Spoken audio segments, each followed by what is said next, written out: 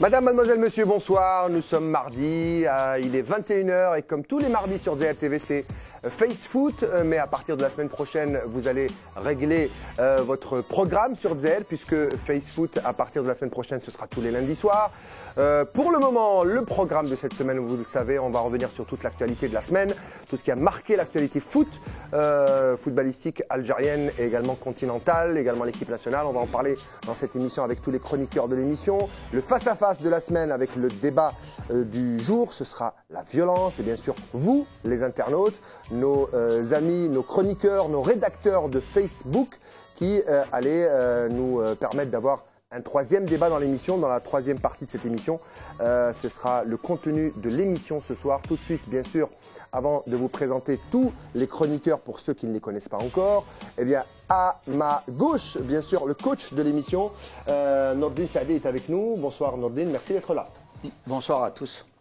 À côté de vous, celui qui a été votre attaquant fétiche jusqu'à ce que vous le mettiez un petit peu sur le banc. Je ne sais pas si maintenant il est dans l'équipe type, mais il est dans l'équipe type. C'est Had Adlan qui est avec nous. Bonsoir Had. Bonsoir Riyad, bonsoir tout le monde. De l'autre côté, le côté rédactionnel avec les journalistes de l'émission, Jamal Rachdi de l'APS est avec nous. Salut Jamal. Bonsoir.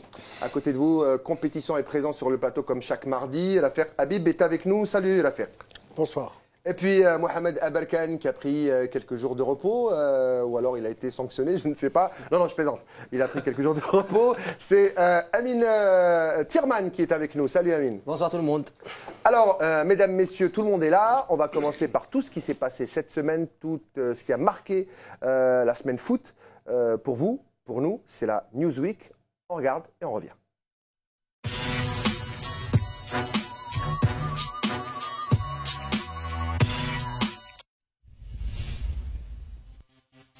C'est désormais officiel, la CAN n'aura pas lieu au Maroc.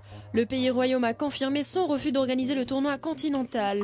Le bureau exécutif de la CAF s'est réuni aujourd'hui au Caire, mais contre toute attente, l'instance présidée par Aïssa Hayatou n'a pas communiqué le pays, qui accueillera le rendez-vous africain en janvier 2015. La CAF s'est contentée d'annoncer officiellement que le Maroc n'est pas le pays hôte et que les Lions de l'Atlas sont disqualifiés de la Coupe d'Afrique des Nations. La Confédération africaine de football affirme par ailleurs que plusieurs pays ont déposé leur candidature. Le Nigeria et le Gabon sont en ballottage. L'équipe nationale, qui est déjà qualifiée pour la CAN 2015, a entamé son stage en prévision des deux derniers matchs des éliminatoires contre l'Éthiopie et le Mali. Le regroupement des Verts est marqué par la convocation de 3 nouveaux éléments. Le milieu de terrain du club anglais Newcastle, Mehdi Abeid, l'avant-centre de la formation tunisienne de l'ES Sahel, Baghdad Bounedjah, ainsi que Mehdi Zefen, l'arrière-droit de l'Olympique lyonnais. Le sélectionneur national Christian Gourcuff profitera du match contre l'Éthiopie pour améliorer davantage le jeu de son équipe et surtout de tenter quelques nouvelles variantes à 2 mois seulement de la CAN 2015. Après 10 journées de championnat de Ligue 1 Mobilis, 9 entraîneurs ont été limogés, un chiffre impressionnant qui prouve que le phénomène de la valse des entraîneurs continue de prendre de l'ampleur dans le football algérien. Cette semaine, 3 techniciens viennent de connaître le même sort, à commencer par le départ de Boualem Cheref, démis de ses fonctions suite à sa réunion avec Haj Taleb. L'ancien technicien d'Al-Harraj n'aura finalement pas tenu 10 journées au Mouldia d'Alger. Son caractère, ses relations tendues avec certains joueurs et surtout ses mauvais résultats ont précipité son départ. L'autre coach limogé n'est autre que Azdin Aïdjoudi, le désormais ancien coach de Nasr Hossein Dey, est remercié suite à un différend avec son président. Et enfin, Diego Garzito vient de trouver un terrain d'entente avec la direction du CS Constantine pour résilier son contrat à l'amiable. On ne va certainement pas en rester là, d'autres entraîneurs sont en attente. À l'image de Goavec, le coach du MCL Elma a lui-même menacé de quitter le Babia dans les prochains jours. 4 joueurs internationaux algériens figurent sur la liste des nominés pour le titre du meilleur joueur africain dévoilé cette semaine par la Confédération africaine de football. Il s'agit de Yassine Brahimi, Sofiane Ferrouli, Islam Slimani et Raïs Mboulhi. C'est une première pour le football national. 4 joueurs représentent l'Algérie dans cette liste qui comprend 25 éléments africains, dont l'Ivoirien Yaya Touré, triple détenteur du trophée. Le parcours exceptionnel de l'Algérie lors du dernier mondial 2014 au Brésil a donné une toute autre dimension au vert. Voilà la Newsweek de la semaine, c'est presque un pléonasme, mais oui, c'est la Newsweek. Qui sera meilleur joueur africain cette année? Est-ce que ce sera un Algérien? Il y en a déjà 4 en lice. L'autre information, bien sûr, c'est la valse des entraîneurs. 2 sont passés à la trappe cette semaine. Il s'agit d'Edjoudi et de Boualem Chareef, dont on a beaucoup parlé dans cette émission depuis le début de FaceFoot. Même si on a beaucoup parlé du Mouloudia, c'est pas parce qu'on aime le Mouloudia, même si certains ici aiment le Mouloudia d'Alger, c'est parce qu'il a fait l'actualité. Et bien sûr, on va commencer avec le Maroc. Le Maroc qui met véritablement toute l'Afrique dans l'embarras. Le Maroc qui avait décidé il y a quelques jours officiellement de se désister de la compétition, officiellement pour cause d'épidémie, d'Ebola et de risques pour le royaume du Maroc. Ça ne paraît pas plausible, en tout cas, et au moins pour la Confédération africaine de football qui s'est réunie aujourd'hui au Caire. Il y avait même la présence du président de la Fédération algérienne de football, Mohamed Rawarawa, qui était justement dans cette réunion aux côtés du président et du patron du football africain, Issa Hayatou. Première décision, c'est que le Maroc sera sanctionné. Il ne participera pas à la Coupe d'Afrique des Nations, ça c'est le minimum syndical. Et on attend encore le nom et la désignation du pays qui accueillera cette compétition, vous le savez, où l'Algérie est d'ores et déjà qualifiée après 4 matchs. Alors messieurs, on va commencer par cette information. Le Maroc, qui a longtemps joué chaud et froid, a finalement entériné sa décision de refuser la Coupe d'Afrique des Nations. Djamel Rachdi, c'était attendu, même si vous, et moi je vous le rappelle, hein, on peut même sortir les vidéos, Mahdi Haddad, il est vicieux dans ces cas-là, il peut vous sortir ça, vous avez dit, le Maroc va finir par accepter, et finalement, comment on dit en kabyle, Tarnent, il a fini par abdiquer et dire non. Alors, est-ce que ça va mettre véritablement la Confédération dans l'embarras, et surtout l'équipe nationale qui a envisagé véritablement de faire un grand tournoi, maintenant, sans connaître le pays organisateur, est-ce que ça va être une grosse difficulté? Naturellement, moi je pense que d'abord que la décision marocaine était un petit peu attendue depuis le départ, depuis la réunion de la CAF ici le 2 novembre et la réunion qui a regroupé les responsables marocains et le président de la CAF et tout l'exécutif de la CAF, dont le président de la fédération, M. Rawarawa. La réponse a été un petit peu sèche. Le Maroc s'en tient à sa position. Elle a demandé encore disons pour contourner un petit peu, parce que le Maroc joue actuellement sur une chose. C'est pas un retrait. Ils demandent le report pour éviter des sanctions. Donc ils ont essayé de jouer sur le terme de report et non de retrait. Mais le report par rapport au recul de l'épidémie? Oui, mais non, le report, ils ont pensé que la meilleure solution, c'est de faire disputer cette Coupe d'Afrique en 2016. Non, beaucoup plus, par la suite, c'était beaucoup plus en 2016, en janvier 2016, et non en juin. L'option de juin 2015 a été vite dépassée, et les Marocains ont préféré, dans la seconde réponse, de parler carrément de janvier 2016. Mais je pense que la décision était attendue et c'est la position de la CAF qui a été rigide sur cette question-là. Il n'est pas question d'un report et qui a fini un petit peu par faire plier un petit peu le Maroc. Parce que, non, le Maroc, sur le plan de la souveraineté, il n'a pas plié, si vous voulez. Il est resté sur sa décision. Mais sur le plan sportif, les sanctions vont être très, très fortes. Et la première des choses, c'est la disqualification du Maroc pour cette édition. Et naturellement, les sanctions autres vont venir par la suite. Parce qu'il est question de lourdes sanctions financières et sportives aussi. De plus de 2 ans de suspension, au-delà du fait que le Maroc doit rembourser chaque fédération d'une sélection qualifiée à hauteur de 1 million de dollars approximativement. C'est quand même une très lourde ardoise. Rafik Habib, cette décision, est-ce qu'elle n'a pas une portée un peu plus que sportive? Est-ce qu'elle n'a pas une portée politique? Est-ce que le Maroc ne sort pas de l'Afrique avec cette décision et ne se met pas en retrait par rapport au continent où il appartient? Non, le Maroc est déjà sorti de l'Afrique, ça fait longtemps. C'est-à-dire, c'est un pays qui rappelons-le, a quitté l'Union africaine, ça fait quand même plus de 20 ans maintenant. Aussi, c'est un pays qui s'est toujours tourné vers l'Europe. Je rappelle aussi la demande de Feu Hassan II pour l'intégration du Maroc dans l'Europe. C'est un pays qui s'est toujours méfié un peu des pays africains, mais qui, par la force des choses, par la force de la politique, il a aussi essayé de tisser quelques relations avec beaucoup de pays africains, D'ailleurs, en parlant d'Ebola, c'est la compagnie marocaine et aujourd'hui la dernière compagnie aérienne voilà, qui dessert encore les pays atteints par Sierra Leone, voilà, Libéria, la Guinée, etc. C'est un pays qui a des relations historiques avec certains pays africains comme le Sénégal.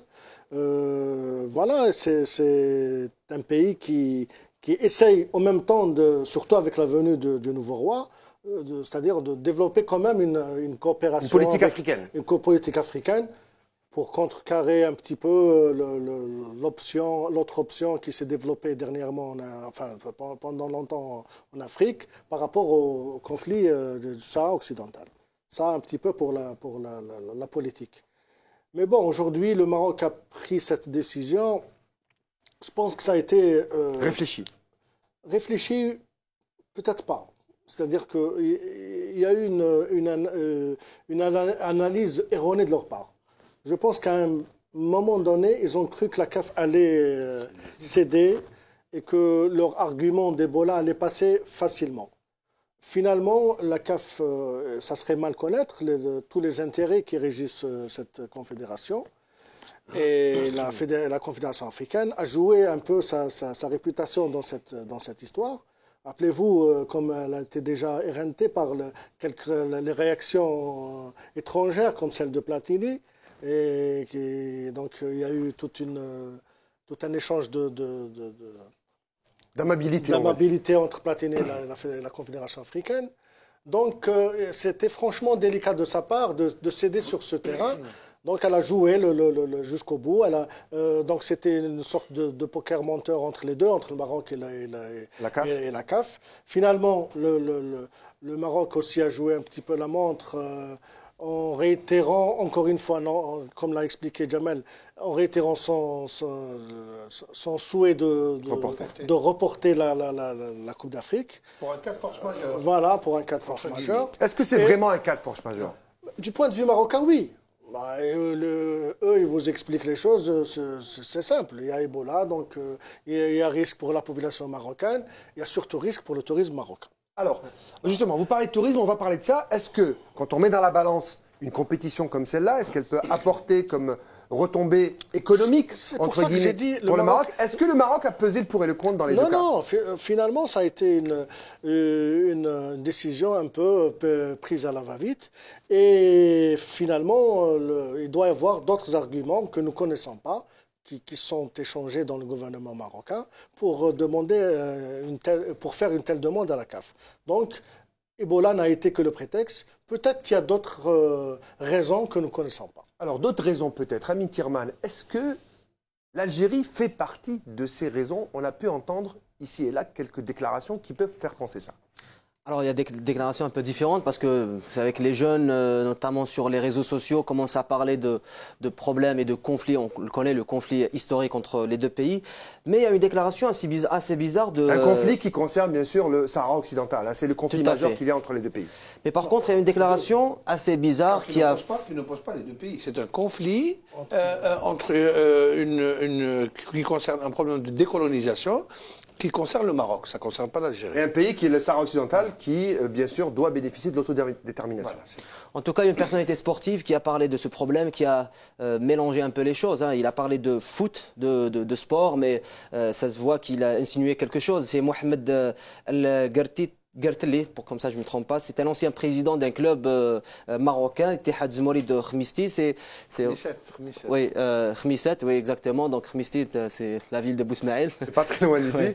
Et donc c'est un président qui a un caractère un peu bizarre. Il est connu au Maroc de par ses déclarations un peu fracassantes qui nous rappellent certains présidents de certains clubs algériens, qui a fait une déclaration à une télé marocaine où il tire à boulet rouge d'une manière assez violente sur le président de la FAF, Mohamed El Warawa, où il dit clairement que c'est la faute à Mohamed El Warawa que la fédération marocaine a été influencée négativement par Mohamed El Warawa, et il dit carrément que les deux pays, que le Maroc a été influencé par un ennemi. C'est ce qu'il a dit, en tout cas, c'est les propos de l'ancien président de ce club qui ont fait, franchement, ils ont fait un tabac aujourd'hui sur les réseaux sociaux.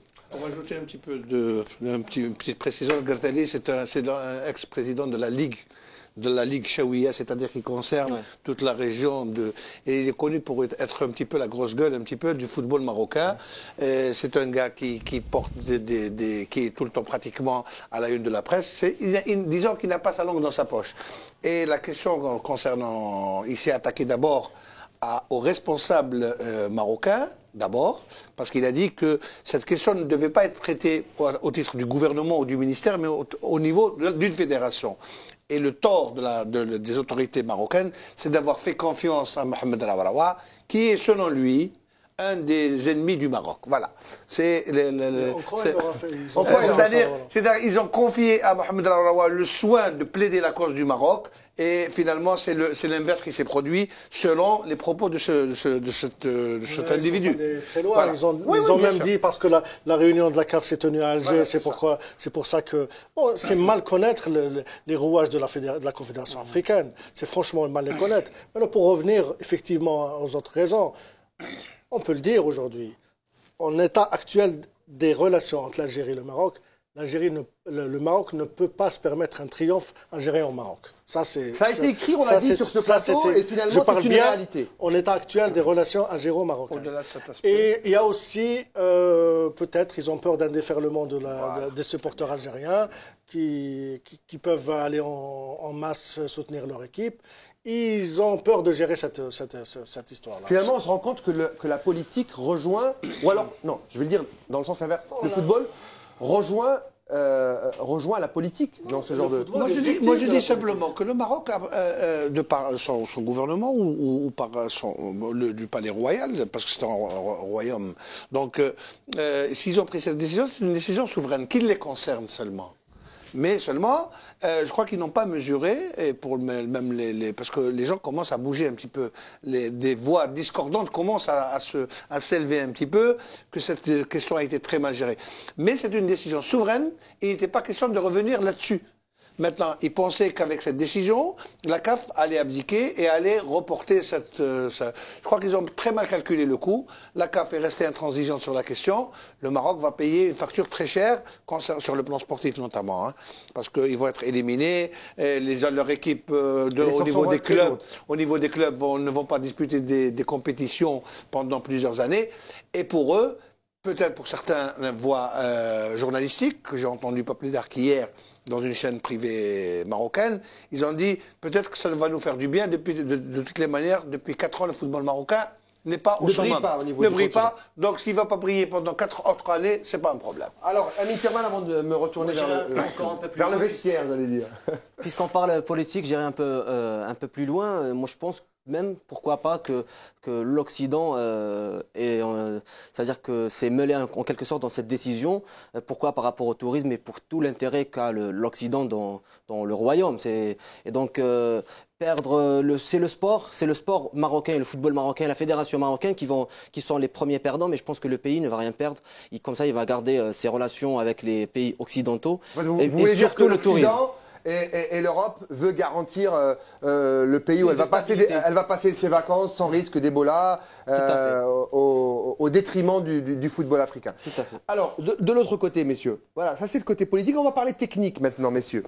Alors, Nordin, le fait de ne pas jouer au Maroc, on en a parlé pendant de longues semaines ici. Le Maroc, c'est à peu près le même climat, c'est pas très loin d'ici, d'Alger et même de l'Europe pour tous les internationaux qui jouent en équipe nationale. Il est très facile de s'acclimater. De très bons hôtels, des pelouses impeccables, 4 villes, je crois, Fès, Marrakech, Rabat et Agadir. Agadir, Tanger, Marrakech et Rabat.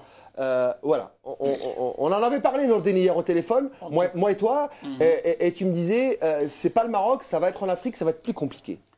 En tout cas, ta question... Est-ce que tu vas me redire la même chose qu'hier au téléphone? Ta question que tu poses rassure au moins nos téléspectateurs. Il s'agit bien de notre émission sportive chaque mardi.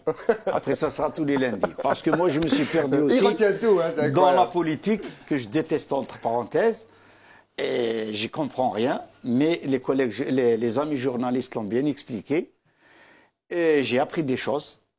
Donc, je reviens aux techniques, je peux dire une chose. Nous allons, à mon avis, nous perdons nous allons perdre une très belle floraison parce qu'il y avait un très bon terreau au Maroc. On avait plus de chance au Maroc? Bien sûr. Les fleurs fleurissent en général dans un très beau terreau. Je m'explique, il y avait un très beau terreau, c'est pour les joueurs algériens qui ont maintenant pas récolté, qui ont atteint ou effacé tous les défauts qu'on mettait sur le dos. Le manque d'expérience, ça y est, c'est passé. Confirmation, il y a beaucoup de joueurs qui ont confirmé. La confiance. Des joueurs qui étaient en dehors, qui étaient oubliés par l'autre sélectionneur.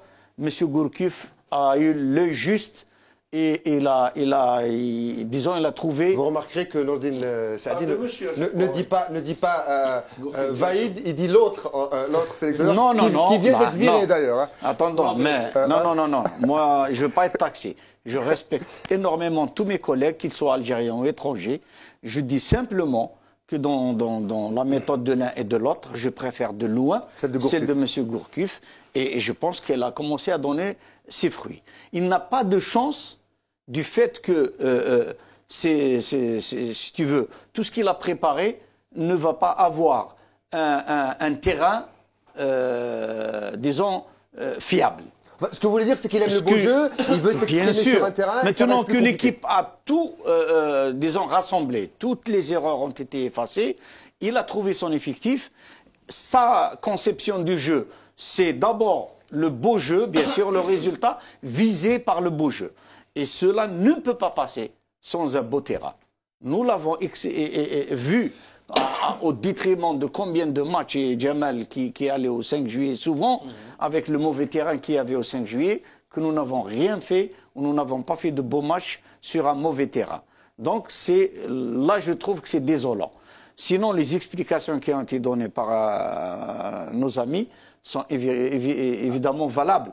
Donc, j'espère simplement que ça sera un pays où il y aura de beaux terrains, parce que c'est pas évident. Justement, juste pour terminer, avant de passer à Hadj, beaucoup, juste à côté de vous, on parlait d'une peur du Maroc de voir une déferlante algérienne et surtout, de par les relations actuelles politiques entre les deux pays, de voir par exemple l'Algérie être sacrée au Maroc, ce qui était une grande possibilité. Est-ce que vous voyez par exemple l'équipe nationale 2014 de Gourcuff avoir la chance de remporter un titre africain dans le continent noir, c'est-à-dire en Afrique noire? Est-ce que c'est possible? Écoutez, moi je ne suis pas du genre plutôt à croire aux objectifs déterminés. Le Paris Saint-Germain, il dit je suis concurrent avec Marseille qui vient d'être refaite à je ne sais pas quoi, à 80%. On joue tout le temps pour être en tête, c'est-à-dire en tête dans un groupe. Notre équipe maintenant peut jouer les quatre places. Avant, non, on allait dans le vide, on ne savait pas est-ce qu'on pouvait passer, on ne pouvait pas, etc. Maintenant, je pense que l'Algérie a gagné de par le travail qui a été fait, de par le changement. Il faut lui reconnaître aussi à M. Alizozic qu'il a changé l'équipe, qu'il a eu le courage de faire un changement radical de l'effectif, et l'effectif qu'il a choisi, ou qu'ils ont choisi avec le président de la fédération, a donné ses fruits. Donc, la continuité, elle est très très bien assurée. Maintenant, notre équipe nationale, elle vise automatiquement de jouer les premiers rôles. Et les premiers rôles, c'est en général les 4 premières places. Hadj, pour toi, c'est une bonne nouvelle que le Maroc n'accueille pas ou Ils ont gâché une fête déjà. C'était la fête du continent africain. C'est vrai, moi je suis de votre avis, franchement. Ben oui, ils ont gâché une fête et puis ils ont mis dans l'embarras la Confédération. Déjà, nous, on aura moins de monde si ça se jouera au Nigeria ou en Angola ou au Gabon, on aura déjà moins de monde qu'au Maroc. C'est une certitude. Déjà, ils ont mis la Confédération dans l'embarras et puis même dans les têtes des joueurs. Ça fait 2 ans qu'ils savent que c'est au Maroc. Ben oui, ça va se jouer au Maroc. Concernant notre équipe nationale, je pense qu'ils ont prouvé déjà qu'ils peuvent gagner maintenant à l'extérieur. C'est vrai que sur un tournoi, ça va se jouer tout au long des 3 semaines qui vont suivre. Mais là, il y a tout un programme qui va être modifié. On avait discuté, moi et toi, avec Christian Gourcuff il y a quelques jours. On lui avait posé la question. Il avait très poliment évité un petit peu la question parce que le coup près, la réponse n'était pas encore tombée. Mais au fond, ça le gêne un peu de ne pas jouer au Maroc. Ben oui, il a dit déjà. Moi, j'ai entendu une de ses points de presse. Là où la polémique a commencé, ça va être organisé au Maroc. Non, on va attendre le virus Ebola. Lui, il a déclaré qu'il faudrait mieux qu'on nous dise où ça va se jouer. Comme ça, on va être fixé, on va se préparer. Mais là, je pense que ça va perdurer. Il n'y a pas qu'au Gourcuff, Riyad. Maintenant, même d'autres sélections, je pense que ça va les gêner et ça va être un autre programme, une autre préparation. Vous avez cité, pardon, Jamal, les conditions. À chaque fois que notre équipe nationale sort jouer en Afrique, eh ben, on n'arrête pas de parler de climat, d'état du terrain. Exactement. Et là, on savait que déjà qu'on joue au Maroc. Ce problème-là n'allait pas être posé. Alors, rapidement, Jamel, et puis on passe au deuxième. Il y a aussi le problème de la proximité pour les joueurs, pour la préparation des équipes, etc. D'abord, les terrains sont prêts, de beaux terrains, de beaux stades également. Ça aurait été vraiment une fête que le Maroc a lamentablement gâché. Et je pense que...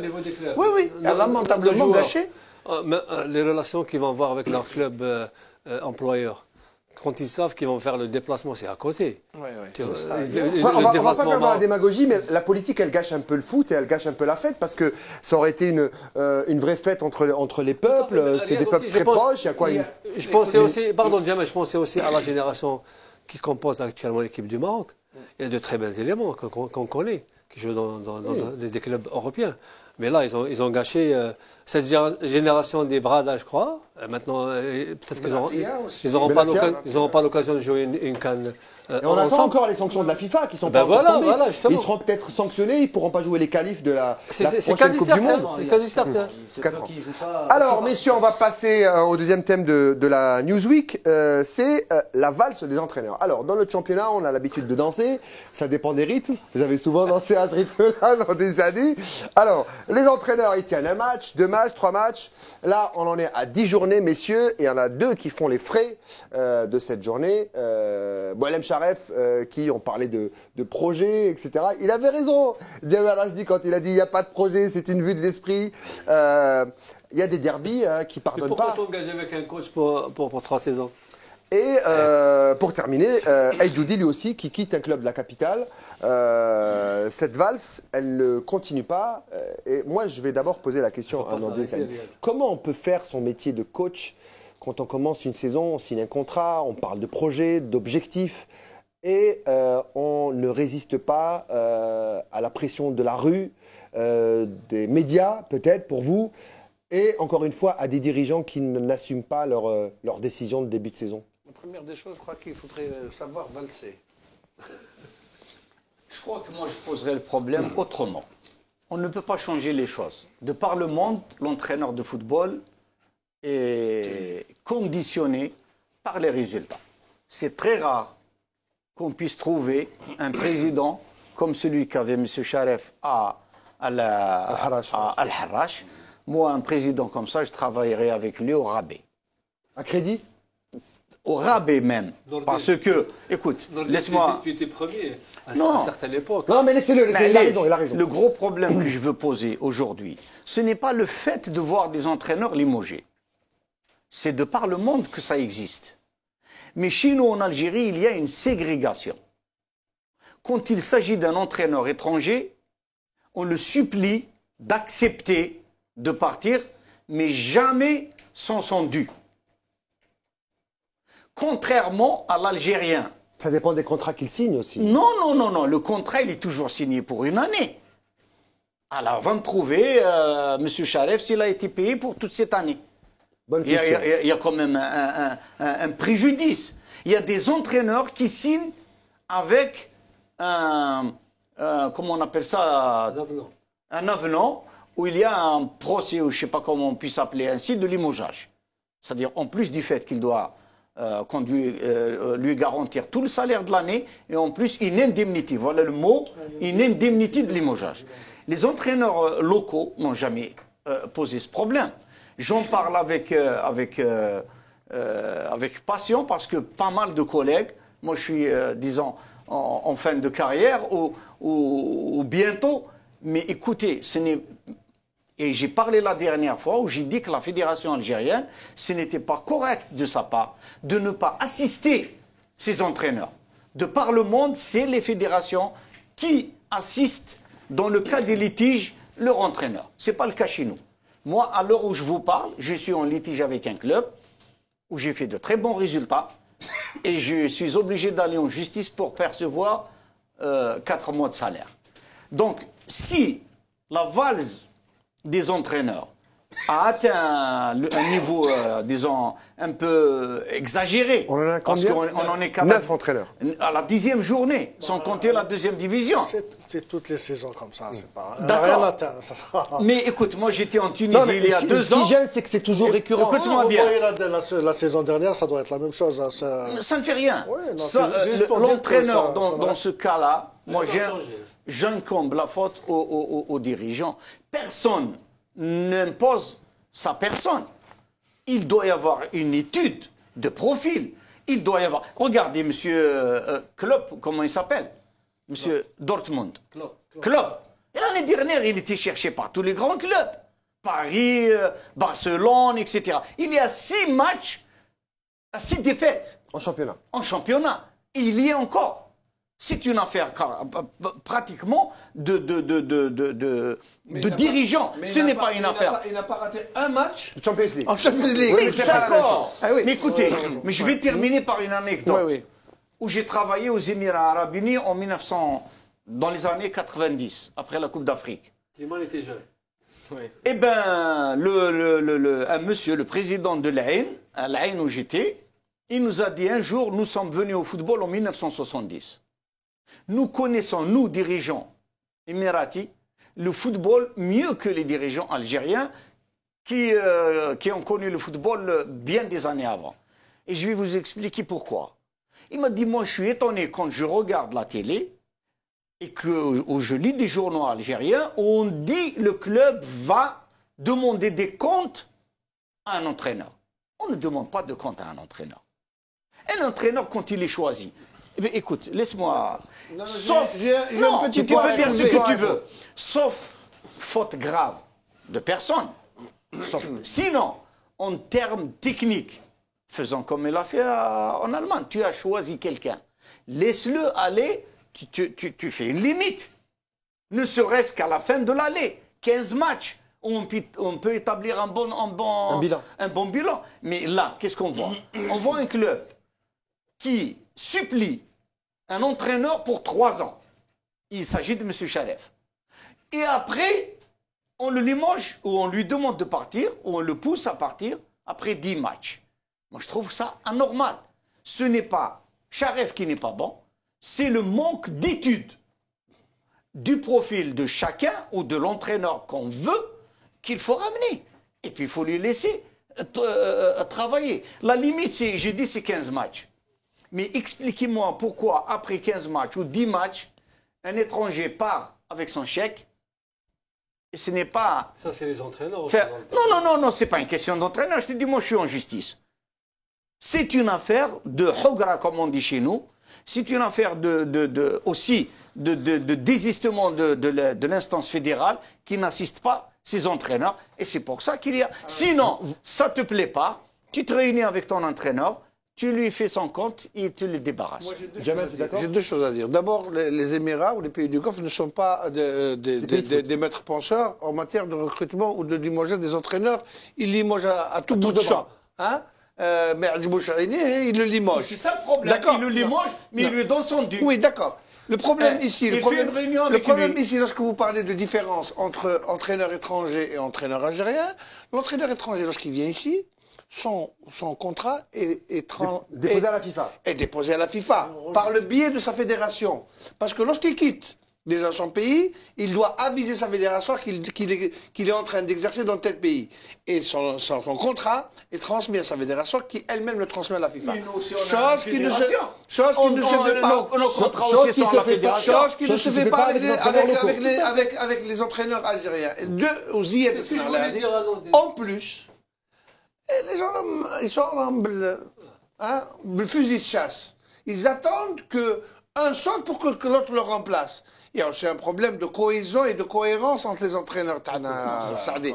C'est pas des mercenaires, non, je n'ai pas dit que c'était des mercenaires. Je dis que toi, tu n'es pas encore parti, que déjà, il y a des autres remplaçants qui t'attendent. Ça, c'est la vie. Voilà. Non, c'est pas la vie. Ça, c'est une déontologie qui n'existe pas dans le métier. Et non, je pense que vous êtes d'accord. Non, il y a un problème de déontologie. Non, je ne suis pas d'accord avec vous. Aujourd'hui, moi, je suis à l'arrêt. C'est la première fois que ça m'arrive depuis 34 ans. J'ai refusé, vous le savez. C'est bien la télé quand même. Non, j'ai refusé de prendre certaines équipes que je regrette. Je dis, je refuse. C'est-à-dire, j'étais pas, disons, emballé à prendre. Mais si demain j'ai une équipe dont les entraîneurs, certaines équipes qui viennent de limoger leur entraîneur et qui rentrent dans mes plans, et pourquoi? Qu'est-ce que j'aurais fait contre l'entraîneur qui est parti? C'est pas moi.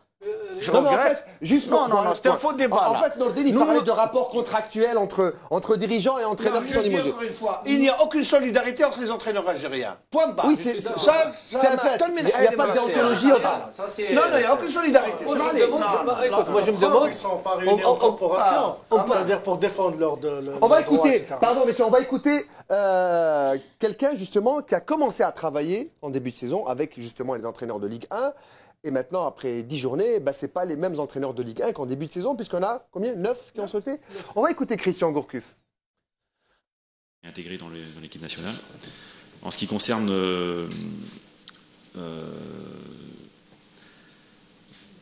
les entraîneurs, écoutez, je découvre un petit peu le contexte du championnat algérien, et bon, ça, c'est vrai que ça pose problème quand même, parce que quand on voit cette rotation, je ne vais pas faire une réunion d'entraîneurs tous les mois, parce que pour faire connaissance avec tous les entraîneurs, donc ça pose problème. Là, depuis la dernière réunion, il y en a quand même pas mal qui sont partis, et ça me surprend. Et je pense que ça, c'est un facteur qui est limitant pour la progression du football algérien. Donc ça, c'est une question de dirigeants, malheureusement. Je donne simplement mon avis, mais c'est bien sûr un domaine dans lequel je ne vais pas m'immiscer, parce que c'est une partie mais je pense que le football algérien pourra difficilement progresser avec un fonctionnement de ce type. Comment peut-on investir dans la formation lorsque déjà on n'investit pas sur des entraîneurs qui restent 4-5 matchs? Tout à fait impossible d'avoir une projection d'avenir, même à moyen terme. Voilà, donc Nordine, il faut attendre qu'un Gourcuff dise qu'il faut investir dans les entraîneurs. Lui qui est en train de faire un travail avec les joueurs qui évoluent à l'étranger, également en championnat. Et ses interlocuteurs, bien évidemment, ce sont les entraîneurs en Algérie, en activité, et qui changent, bien évidemment, de match en match, suivant les résultats. On pensait que Boualem Charef allait au moins pouvoir jouer le derby contre l'USMA. Il a joué la Supercoupe, mais il ne jouera pas le derby. Et je vais vous donner la parole avant de passer aux meilleurs joueurs africains. Une petite parenthèse. Que des clubs soient pris par la précipitation. Par exemple, en ce moment-là, qu'ils se trompent sur un profil parce qu'ils n'ont pas le temps, il y a le championnat, il y a le match dans la semaine, etc. Je comprends. Mais qu'on ait toute une saison pour réfléchir au début de la saison et qu'on se trompe de profil, moi je ne suis pas d'accord. Et moi je suis complètement d'accord avec lui. Quand on fait un choix, on a parlé, et Hadj avait parlé, Jamel, de projet du Mouloudia d'Alger avec Boualem Charef. Quand on fait un choix stratégique pour un club, on l'assume. 10 matchs où il n'y a pas de... 10 matchs où il n'y a pas de résultat. Eh bien, on les assume, monsieur. On les assume et on continue. On subit le peuple du Mouloudia. Et on dit non, on a confiance. Il est bon, on l'a choisi et on va attendre 15 matchs, regardez 20 matchs. Regardez Vélude, il y a 3 semaines. Eh ben, il était sur la sellette. Et là, ça va. Et là, ça va très bien. Il suffit de 2 matchs. Voilà, monsieur, rapidement. Pour revenir à ce qu'il y a dit Jamel, il y a eu 2 associations, je pense, des entraîneurs. Mais ça n'a pas duré. Maintenant, on voudrait avoir 20 entraîneurs comme Nordine Saadi, c'est vrai. Mais là, le problème, ce qui se pose, c'est ces dirigeants qui sont en train de ramener ces entraîneurs après quelques semaines en activité et les virent. Ça veut dire que lui aussi, son projet, là, il est tombé à l'eau. C'est vrai ou pas? Donc l'échec, c'est l'échec des dirigeants. Tout à fait. Voilà, alors, messieurs, je suis obligé. Il a raison lorsqu'il a dit que celui qui a conclu avec Charef Soit il est dans un autre monde. Mais le football algérien, il ne connaît pas le football algérien. Celui qui a conclu sur un contrat de 3 ans ne connaît ni le football, ni la mentalité, ni de la compétition en Algérie. Je parle de la... Parce que faire un projet de 3 ans, alors que ça sent pertinemment que tous les résultats de l'entraîneur disons que les résultats conditionnent le maintien ou pas de l'entraîneur. Chaque semaine, bien sûr. Bien sûr. Voilà, ces dirigeants, merci. C'est la qualité des dirigeants. Merci. Non, juste pour terminer, parce que s'ils avaient la moindre qualité, donc ils sont sûrs de leur choix. Mais là, ils sont sûrs de rien du tout. Alors, pour conclure avec ce qu'a dit Hadj, ça me rappelle une phrase et un dicton. Ittafaqa. Ça veut dire que les entraîneurs en Algérie n'arrivent pas à s'entendre justement pour faire une corporation, pour se défendre et pour pouvoir justement défendre leur métier. On va terminer avec les appelés de Gourcuff. Et parmi ces appelés, il y a 4 joueurs qui ont été sélectionnés parmi les nominés pour être meilleurs joueurs africains. Alors, on les a vus tout à l'heure. Il y a Forouli, Slimani, Brahimi et bien sûr le gardien Raïs Mboulhi. Je crois que c'est le plus grand nombre de joueurs pour un pays. La Côte d'Ivoire, je crois 3 joueurs ou 4 joueurs. Et puis ça fait un bon moment qu'on n'avait pas autant de joueurs nominés pour être Ballon d'Or africain. Slimani était déjà nominé la saison. Non, je parle selon le nombre. Il y a 4 joueurs. Pour succéder à Yaya Touré. Alors, est-ce que vous pensez que cette fois-ci c'est la bonne? Est-ce que la belle Coupe du Monde que l'Algérie a faite va propulser un joueur algérien à la tête de l'Afrique? Coupe du Monde. Il y a surtout, parce que bon, c'est vrai que ces trophées comme le Ballon d'Or européen, comme meilleur joueur de la saison, etc., ils sont un peu difficiles à décerner parce que les gens prennent aussi en compte la saison en cours.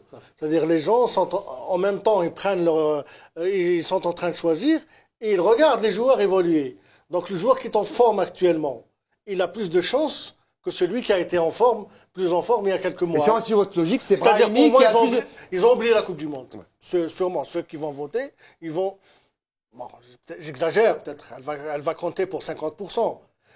Mais là, si les choses évoluent de la même manière, Brahimi a de fortes chances, parce qu'il brille actuellement. Il y a aussi. Oui, mais les gens sont. C'est vrai que ça concerne la saison passée. Mais les gens sont focalisés par ce qui se passe maintenant. Il y a un détail aussi, tu as raison, exactement. C'est la stabilité de la courbe. En football, dans la vie, dans les business, il y a la courbe. Et on doit regarder quel est son cheminement. Donc, nous avons connu par exemple Forouli. Il a eu des hauts et des bas. Donc, dans l'esprit des gens, il y aura les bas. Tandis que maintenant, depuis qu'il y a la surprise, enfin, la surprise pour pas mal de gens, Brahimi, il ne paraît que dans la courbe ascendante. Parce que depuis qu'il a apparu comme titulaire en équipe nationale, il n'arrête pas d'aller de l'avant. Alors que si on juge par toute la saison, Brahimi l'année dernière n'a pas brillé avec Grenade. Enfin, il n'a pas brillé. C'est relatif. Il y a l'autre aussi à l'affaire. Il faut signaler aussi. Vous parlez de la courbe, Slimani aussi, on voit de quel club il est. Non, mais l'année passée aussi, il s'est imposé. Tout au long de la saison. L'année passée, il s'est imposé à Sporting. Je suis d'accord avec Hadj. Et puis il a fait une très très bonne Coupe du Monde. Il n'y a pas que ça, Hadj. Moi, je trouve que la plus belle histoire dans le football, c'est celle de Slimani. Un petit joueur d'un petit club de 3e division qui se retrouve en Coupe du Monde, meilleur buteur de l'Algérie. C'est le même cas aussi de Brahimi. D'où il vient, Brahimi? D'où il vient pas de Cheraga. Non, il vient pas de Cheraga, il vient de Cheraga de France. C'est la même chose. Il vient d'où? Il vient d'où? Vous me direz où ça se trouve. Oui, non, il a d'un petit village, il a joué dans une petite équipe, après il est parti à Guingamp. Après il a fait. Oui, il a fait son formation. C'est qu'il a fait formation par rapport à Slimani. Oui, d'accord, il a fait son formation. Mais voilà, c'est tout. Mais il ne faut pas qu'on soit pris un peu par l'euphorie. On a fait une bonne Coupe du Monde, mais il y a des Yaya Touré, il y a des Gervinho qui ont fait d'excellentes saisons. Moi, je pense que Gervinho, c'est quelqu'un qui a fait plus ou moins une bonne Coupe du Monde, même si son équipe n'a pas forcément fait une Coupe du Monde, mais il a fait une très très bonne saison dans un grand club qui est l'AS Rome, qui fait partie des meilleurs buteurs du championnat italien. C'est bien. Est-ce qu'il y a un lobby dans ces élections? Et est-ce qu'un joueur, tous les joueurs sont africains bien évidemment, est-ce qu'un joueur maghrébin va pouvoir dépasser et passer devant un joueur du continent, un joueur black? Je pense que si Yacine Brahimi continue sur cette ascension, La saison prochaine, il pourra gagner le titre de meilleur joueur africain de cette saison. Mais par contre, là maintenant, je pense qu'il y a des joueurs qui ont fait une... Moi je pense qu'il... Touré? Ah oui. Moi je pense que... ce sera un Algérien. Je suis sûr que ce sera un Algérien. Moi je pense que ce sera un Algérien. Et peut-être que la grande surprise, ça va être Mboulhi. Pour moi, je pense que Mboulhi risque d'être... Après la Coupe du Monde, je pense que les performances de Moi, Mboulhi ne vont pas reste un jouer pour mystère lui. pour moi. Pour moi, Mboulhi est peut-être un des meilleurs gardiens du monde. Et en club, c'est un joueur qui n'arrive pas justement à se placer. C'est mon avis. Hein. Non, mais c'est rare d'avoir... On y a parlé la dernière fois. Les clubs, écoutez, ça compte. C'est un résultat éphémère ne peut pas être considéré comme une performance parce qu'il n'y a pas de stabilité. Donc, ils sont aveugles, même les clubs. Voilà. On nous a fait... Et le meilleur exemple, il a été ignoré en France. Oui. Il a été obligé Il est maintenant très regretté. Voilà. Mais jamais ce titre a été donné pour un joueur qui joue dans le championnat bulgare la saison précédente. Même maintenant, il joue aux États-Unis. Merci, monsieur, stop. Allez, c'est fini. Mahdi Haddad nous rappelle alors, sinon il va éteindre les lumières. On va passer à la deuxième partie, mesdames, messieurs, de l'émission. On va passer au face-à-face, au face-to-face de l'émission avec le thème du jour, la violence dans les stades. Violence dans les stades, politique de l'esbrouf. On regarde et on revient.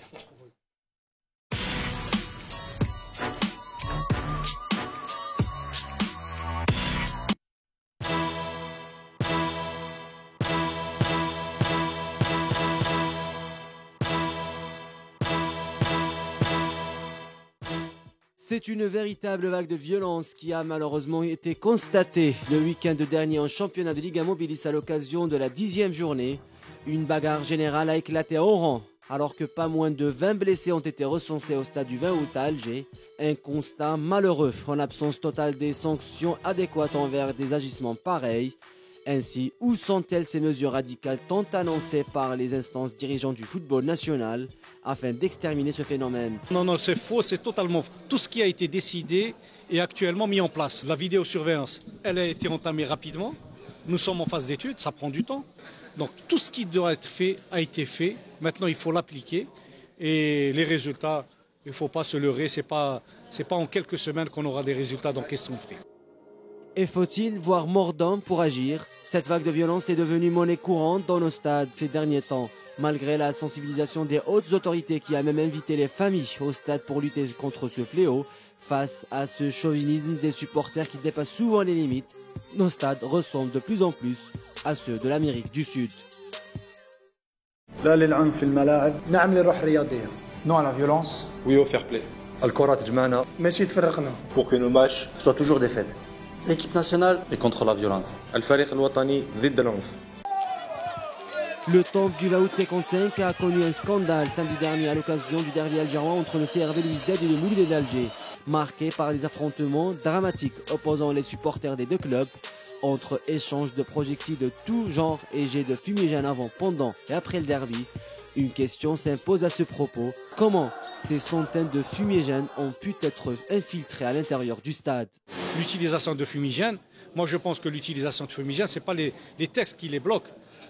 Le problème, c'est la complicité de toutes les parties qui ont fait que ces fumigènes soient tout d'abord importés en Algérie, vendus dans le marché parallèle et ensuite introduits au niveau du stade.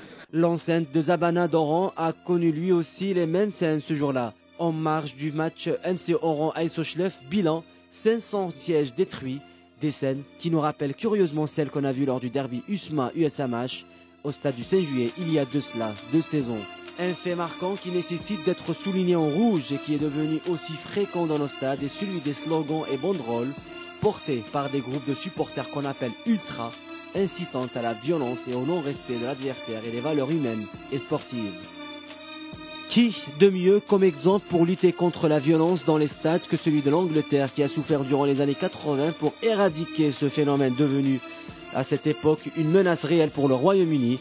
Le match opposant Nottingham Forest à Liverpool en demi-finale de la Coupe d'Angleterre en 1989, provoquant la mort de 98 supporters, a été la goutte qui a fait déborder le vase, tirant ainsi la sonnette d'alarme et qui changera radicalement par la suite le football anglais, et ce, contrairement à la mort de Albert Ebossé qui n'a rien pu changer dans le football algérien 3 mois après la tragédie du stade du 1er novembre. L'expérience anglaise dans ce domaine a d'abord débuté par la désignation d'un responsable de sécurité chargé d'identifier les supporters violents et les empêcher d'accéder au stade avant les matchs et qui sont retenus durant les 90 minutes de la rencontre au poste de police, sans oublier de les signaler à travers les caméras de télésurveillance, des mesures qui ont porté réellement leurs fruits et qui font la fierté des Anglais à présent.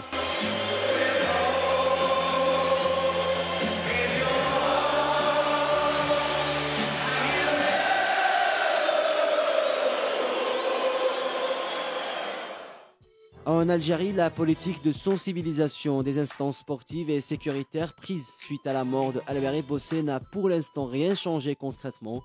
Face à l'enjeu sportif en termes de marketing et sponsoring soudoyé par la pression des dirigeants sur les joueurs et les entraîneurs, présage un profond sentiment d'impuissance qui laisse malheureusement la porte ouverte à l'amplification de ce phénomène menaçant toute une société. Vous voyez, ça, c'est pas du foot. Le foot, c'est ce qu'on aime, c'est ce que vous aimez. C'est le jeu, c'est la beauté, c'est le plaisir, c'est le bonheur de jouer, de s'amuser, même si ça devient un métier, une profession pour des gens comme Nordin, comme Hadj, qui ont fait d'une passion un métier et qui ont fait que des gens vont au stade chaque semaine pour regarder cela, qui ont fait qu'on voyage de par le monde, en Afrique et dans le monde entier pour voir ce sport qui, pour moi, peut-être ne ressemble à aucun autre sport dans le monde. Et quand on voit ce qui se passe dans nos stades, alors que depuis que moi je suis tout petit, je sais que c'est peut-être le sport qu'on aime le plus dans ce pays. C'est le foot. C'est la chose qu'on aime le plus. Et je pense que c'est en train d'être complètement détruit. Ça n'a plus aucun sens. Et quand on voit, par exemple, les décisions, enfin quand je dis décisions, les effets d'annonce, c'est plutôt ça. Et quand on voit ce qui a été fait, on a vu dans le sujet de Sofiane Belkbir, commenté par Amine, ce sujet où on a vu par exemple des spots, on a vu les familles dans les stades, où ça n'a pas franchement marché. Une semaine après, on voit ça. On dirait qu'on a encouragé à encore se taper sur un terrain. La première question, c'est est-ce qu'on peut encore parler de foot et de compétition et de valse d'entraîneurs et de performance quand on a ça sur nos stades, messieurs? Il faut savoir qu'il y a des millions d'Algériens qui ont décidé depuis quelques années de ne plus aller au stade. On les connaît. Aujourd'hui, malheureusement, pour avoir fait un peu tout actuellement, hein, ces dernières saisons, tous les stades de Ligue 1, il y a de moins en moins il y a que des adolescents déjà. La plupart, c'est des adolescents.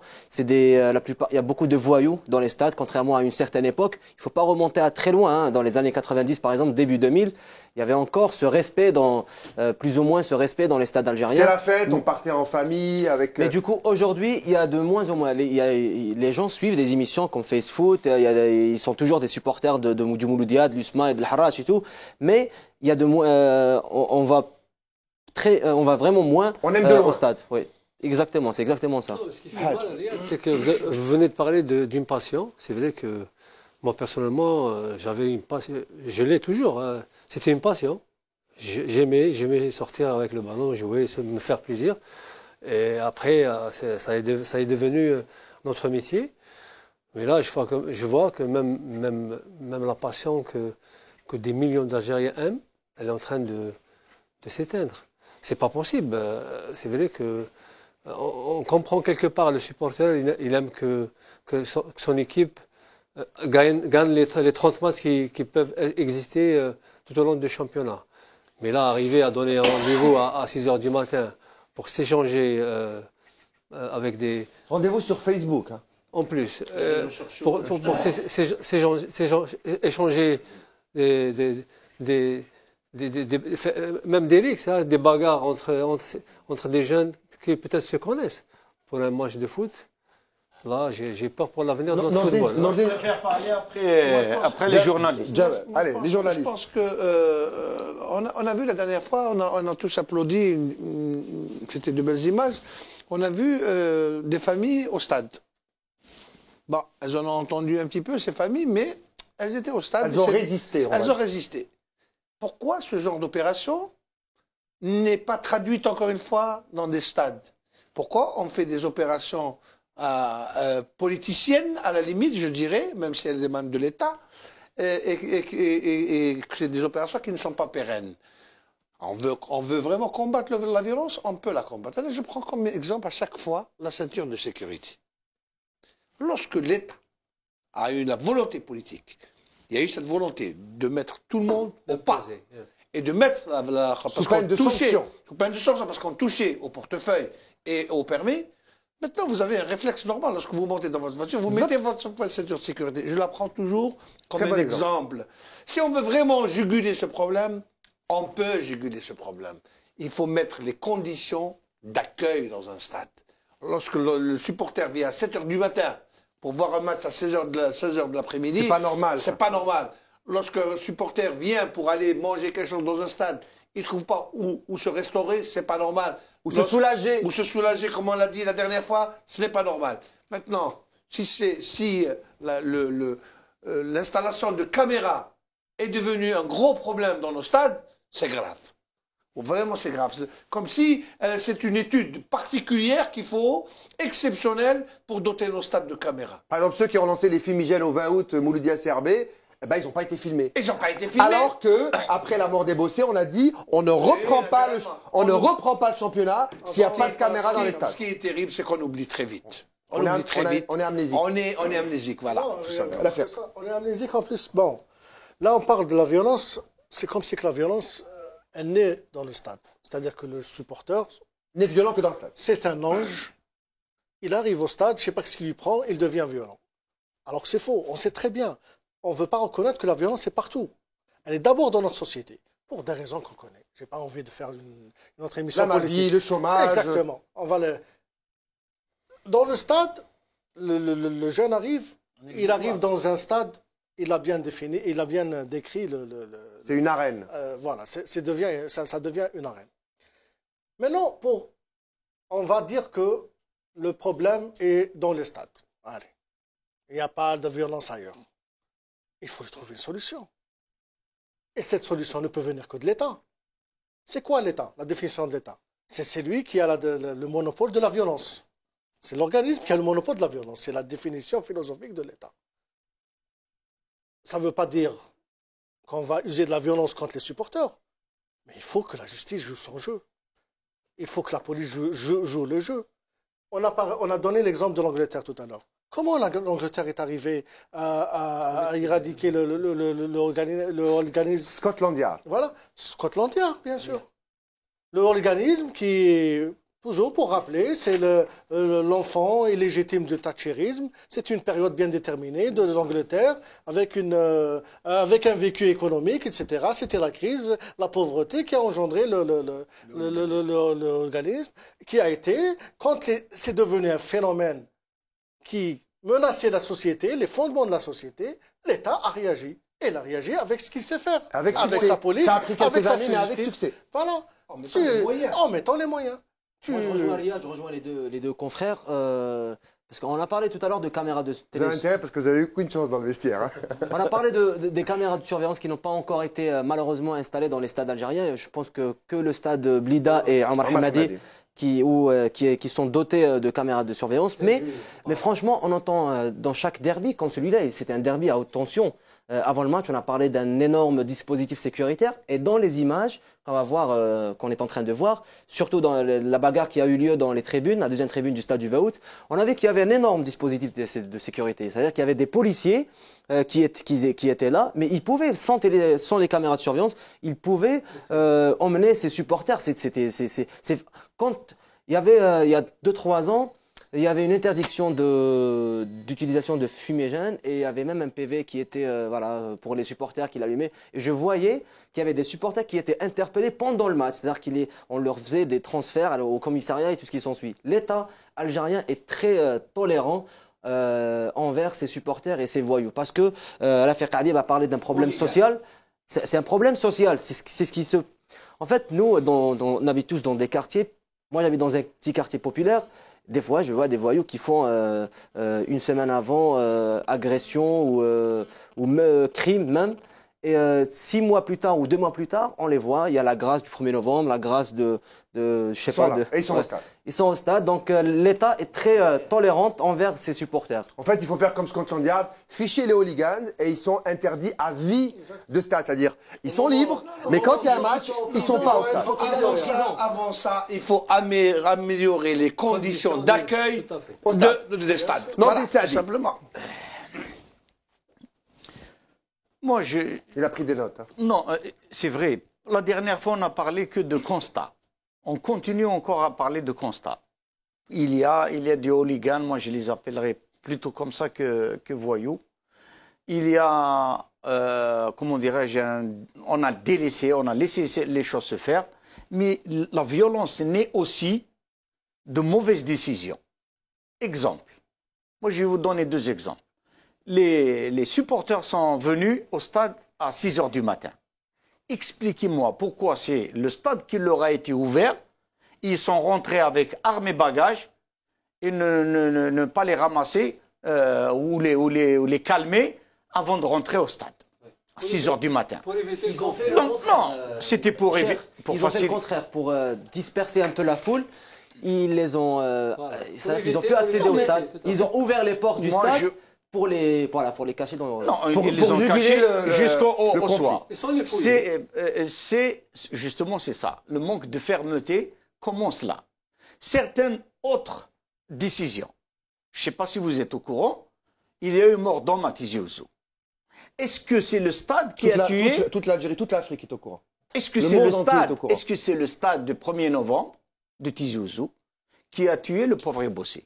C'est pas la JSK. Ce n'est pas la JSK aussi. C'était un hooligan. Là où je veux en venir, est-ce que vous savez que le stade, même les catégories de jeunes sont interdites de jouer? Même Boukhalfa, ou je ne sais pas quelle équipe qui a l'habitude de jouer là, il ne joue pas là-bas. En attendant la levée de sanctions pour la JSK. Moi, je trouve que c'est une décision qui a amené une autre violence partout ailleurs. Alors que le tueur doit dormir chez lui tranquillement. Exactement. Il doit peut-être aller au stade même. Il y a aussi, on a parlé tout à l'heure de limogeage et de violence. Nous avons parlé énormément après même monsieur le ministre de la Communication, c'est ça? Oui. Il a fait énormément de conférences concernant les appels au calme aux journaux. Avant-hier, moi j'écoutais la radio. Le seul souci de celui qui parlait à Bijaya, c'était la tête de Fergani. Est-ce qu'elle était coupée ou pas encore? C'est violent ça, la tête coupée. Mais écoutez, pourquoi les journalistes, certains journalistes, écrits ou par radio, ne cherchent que ça? Est-ce que c'est ça qui est, disons, important lors d'un reportage? Nordin, ils font aussi leur métier, ça devient un enjeu maintenant. Mais écoutez, non. Et puis, les titres n'ont pas changé. Vous avez dû remarquer. Les titres n'ont pas changé. Il y a toujours le problème là de on va faire ceci, on va faire cela. Et puis, il y a ce que je déteste le plus dans cette nouvelle vie, c'est le Facebook qui a fait la catastrophe de... Vous n'avez pas encore ouvert votre page Facebook, entre parenthèses? Non, jamais de la vie. Ils se sont donné rendez-vous par Facebook, les différents supporters. Pour ne pas oublier, il a parlé des décisions qui peuvent provoquer le hooliganisme. Il a raison. Je m'explique. Concernant le match CRB Mouloudia, on revient encore aux décisions qu'on va vous donner les 500 places. Après, il y a le président qui a ordonné à leur céder les 100 places. Pourquoi ça? Pourquoi ne pas essayer de trouver une solution comme ça a été auparavant? L'adversaire vient, on lui donne la tribune visiteur. Et comme ça, je parle en aller-retour. Et comme ça, je pense que le problème sera moins réglé. Vous savez ce qu'a répondu le président du CRB au président du Mouloudia concernant la tribune inférieure? Il lui a dit, si je vous cède la tribune du bas, celle qui est... On va me tuer. Alors, donc... Ça aussi, c'est violent. Bien sûr que c'est violent. C'est-à-dire, il a une crainte particulière lui-même. Parce que c'est un petit peu normal. Maintenant, il y a des rivalités. Non, Jamel. Non, attendez. Jamel, c'est pas normal. Attendez. Laissez-moi m'expliquer. Parce que j'ai dit de crainte pour lui-même. pour sa sécurité lui-même, du président. Lorsque vous dirigez un club où il n'y a pas de résultat, imaginez que si le CRB caracolait en tête du classement, passe de soucis, etc., il aurait donné la tribune inférieure sans problème. Non. Mais quel règlement, on te donne, mais on peut te placer là où on veut. Maintenant, les supporters du Mouti ont été placés en bas, une partie seulement. Rapidement, parce que rapidement. Quand je parlais tout à l'heure de décision qui a amené automatiquement à la violence, moi je pense, et je ne viens pas d'hier, que ça fait quand même plus de 30 ans, toutes les réunions qu'il y avait entre les différents présidents, etc., pour les derbies. Ouais. Ça a été une extraordinaire décision qui a évité la violence en décidant que les derbies algérois, parce qu'ils ont beaucoup de public, de les jouer au 5 juillet. Mais il n'y a plus le 5 juillet. Bon, il n'y a plus le 5 juillet, il y a d'autres grands stades. Il y a celui de Blida, il y a, je ne sais pas moi, le fait de revenir à jouer dans des petits quartiers, alors que les derbies deviennent de plus en plus violents, c'est un appel à la violence. L'équipe nationale joue bien à Blida, pourquoi pas les derbies? Mais lorsque vous avez le Wali de Blida qui vous dit non, je ne reçois pas de vos derbies, comment vous allez réagir? Comme Boumerdès? Oui, comme Boumerdès, comme Louiba. Rapidement. Il y a eu un derby à Oran aussi, je rejoins le Hadj. Le derby entre l'ASO et l'MCO aussi. Le Hadj Adlan qui a parlé de ce problème de quotas de billets, etc. On sait que la tribune qu'on appelle le poulailler du stade du 20 août est fermée. Et donc, il n'y avait que 400 ou 500 billets pour les supporters du Mouloudia qui ont des millions de supporters, on le sait. Mais moi, quand je suis... Milliers, encore des petits milliers. Hein. Ouais, pour le moment, on a tendance à nous comparer à l'Angleterre, à l'Allemagne. Regardez les stades, ils ne sont jamais pleins. À part les petits stades. On n'est pas Fluminense, ni Botafogo, laissez Tirman pas. Hadj Adlan au vestiaire. Nordin Saadi, notre Cheikhna, il a soulevé un fait très important. Parce que c'est vrai, je parlais tout à l'heure du supporter qui a tué et bossé. Moi, je suis sûr qu'il est en train de dormir chez lui, tranquillement. Alors que la JSK et les joueurs de la JSK et les vrais supporters de la JSK souffrent. Moi, je les ai vus pleurer. Les gens disent comment se fait-il qu'on ne va pas voir notre équipe pendant une saison? Mais ils comprennent.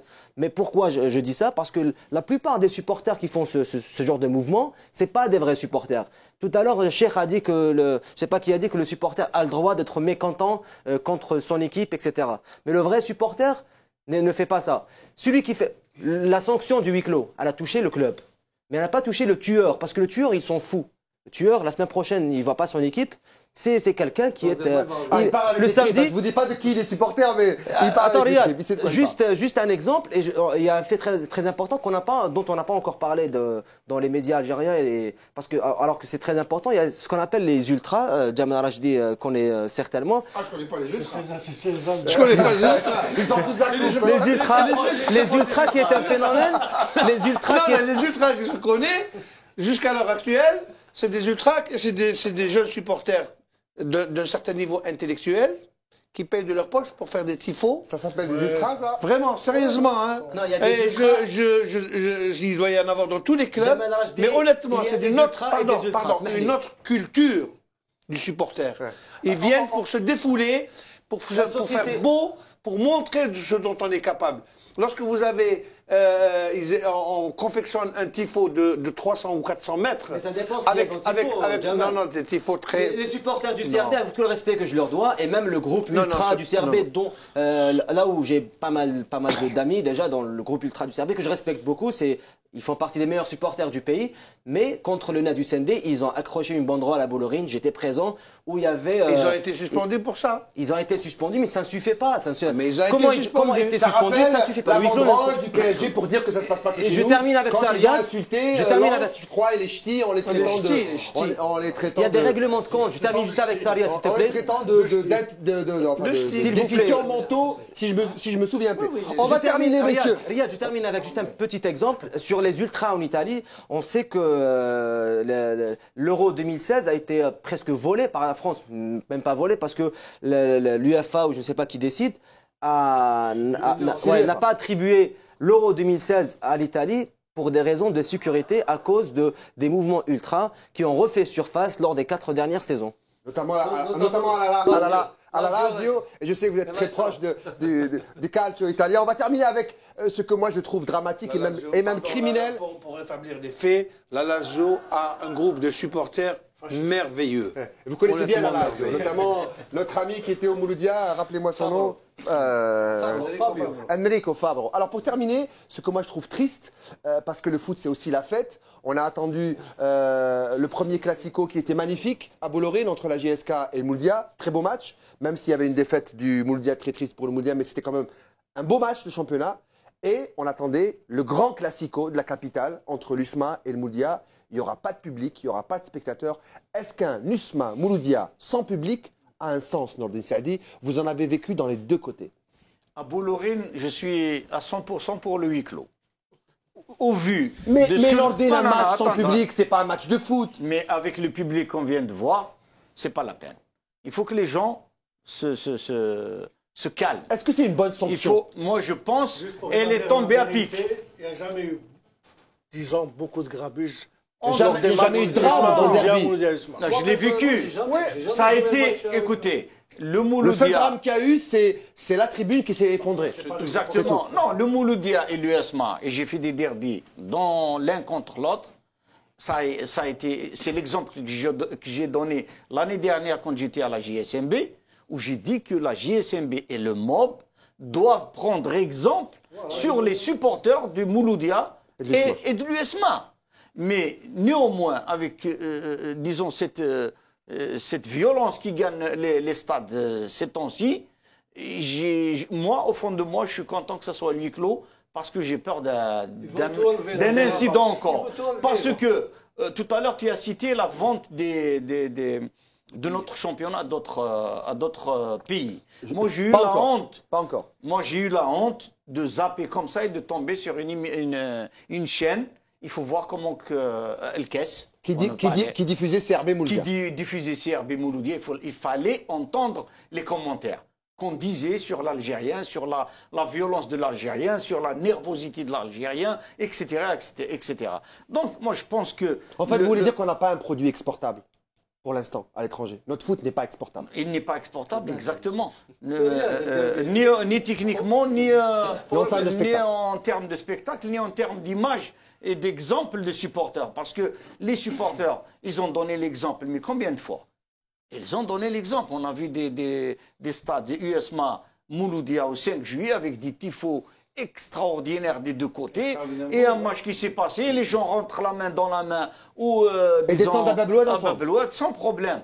Mais là, 6 jours-ci, avec ce qu'on vient de voir à Oran, ce qu'on vient de voir au CRB, je ne suis pas un sociologue, mais ça sent mauvais.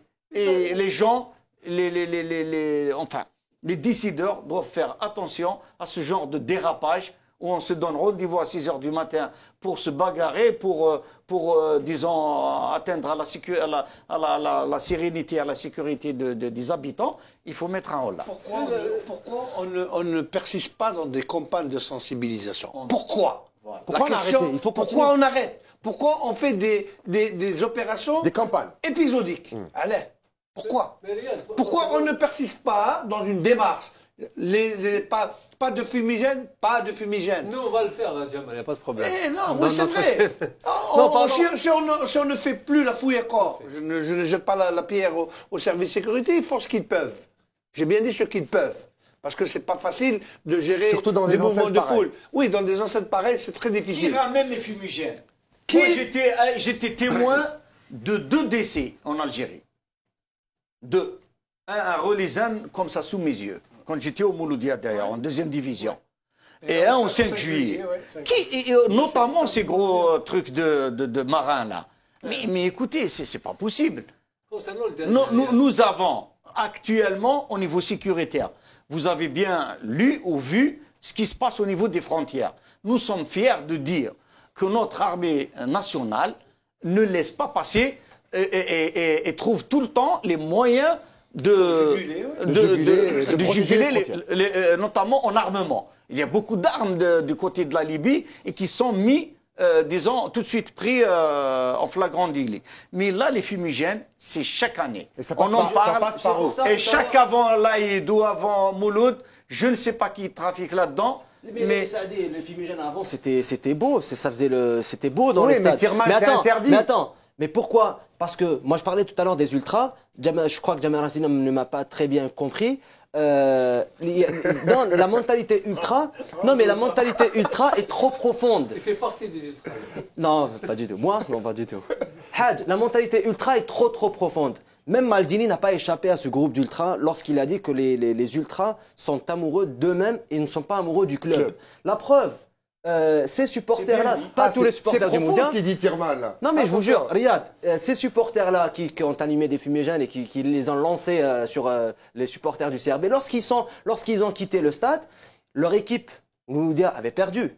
Mais eux, ils étaient contents sur les réseaux sociaux, le soir, et même dans les rues, en rejoignant d'avoir gagné leur bataille des gradins. Alors que leur équipe avait perdu son énième match en championnat. Donc c'est pour vous dire que les ultras sont amoureux d'eux-mêmes. Et c'est un phénomène très dangereux pour la société On algérienne. en reste là, les supporters n'aiment pas leur club, ils aiment eux-mêmes. Vous me laissez passer un mot. Rapidement. Il faut prendre l'exemple des supporters de l'USMA, par exemple, qui ont décidé... Rapidement, Adel, parce qu'il y a Wayne Rooney juste derrière vous. Il n'y a pas de problème. Il y a Maldini en face. Non, entre l'Isma et Mouloudia, et comme on a dit l'affaire tout à l'heure, moi, personnellement, j'ai jamais entendu parler d'un rix ou d'une bagarre dans les tribunes. Jamais. Pourquoi pénaliser, d'ailleurs, pourquoi pénaliser l'équipe de l'USMA alors qu'ils n'ont rien fait? Wahda. Et puis, un derby, comme vous venez de le dire, que je suis d'accord si c'est à Bollorine. La saveur du derby, elle est partie. Il n'y a plus de derby. Alors. Ils sont en train de tuer le... Moi, je suis d'accord avec vous. Le Mouloudia est sanctionné pour un derby et les supporters de l'USMA, ça aurait pu être l'inverse, hein, je ne dis pas ça pour les usmistes, hein, et les supporters de l'USMA sont privés de leur derby. C'est un peu con, ça, quand même. Hein. On va pas mettre le 8 clos, on va mettre le 4 clos. Non, faut pas. Bon, allez, messieurs, Jamal Razdi est chaud. C'est pour la boutade. Non. Parce que s'il y a une sanction, on décide d'un huis clos, ça s'applique pour les deux équipes. S'il n'a pas peur, une seule équipe, voyons, soyons logiques. On va en mettre deux par équipe. Donc il y a un poste libre à la Ligue nationale de football pour Jamal Razdi. On va passer à la dernière partie de l'émission. Mehdi Haddadi est en train de t'arracher ce qui lui reste de cheveux et même sa queue de cheval. On va passer au face à vous, c'est vos questions sur la page Facebook.